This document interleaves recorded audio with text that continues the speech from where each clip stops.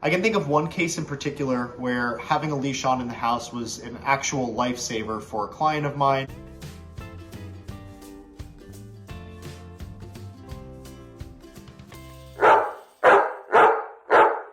What's up YouTube? It's John from Canine Connection, and I wanted to talk to you guys today about the importance of using a leash.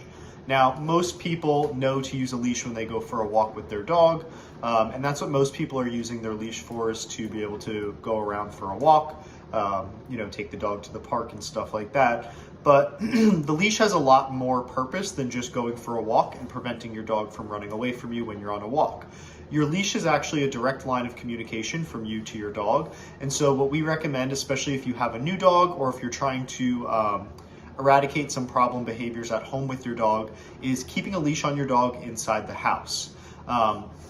Having a leash on your dog inside the house allows you to communicate with them. It allows you to prevent them from going into areas or rooms of the house that you may not want them going into. It allows you to safely remove them from the couch if you want them to get off the couch.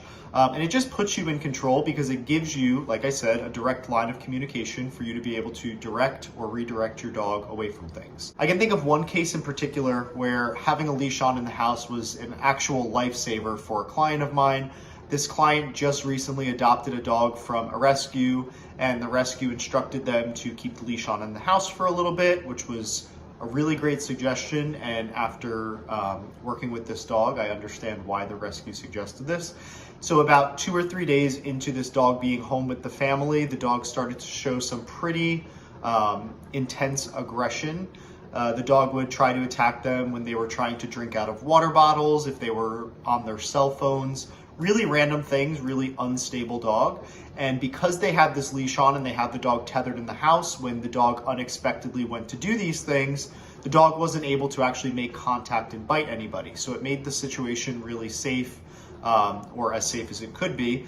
And so what a lot of people don't realize is that, especially when you're bringing a new dog into the home, you don't know this dog, you don't know what this dog is going to be like. The shelter barely knows this dog. And so you want to try to be as safe as possible. Keep a leash on the dog in the house for at least a week, more if you can. Obviously, if you're leaving the home, you should be taking the leash off. The leash should only be on inside the home if you are there to supervise.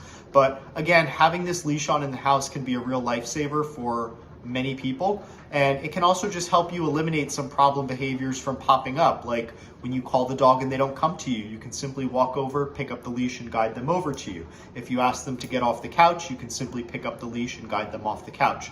So it's a really good way to start your relationship on a good note, because it gives you communication. So don't take that leash off when you get home from your walk. Leave it on for a little bit, let the dog drag it around, and see how that may change your relationship and your communication with your dog.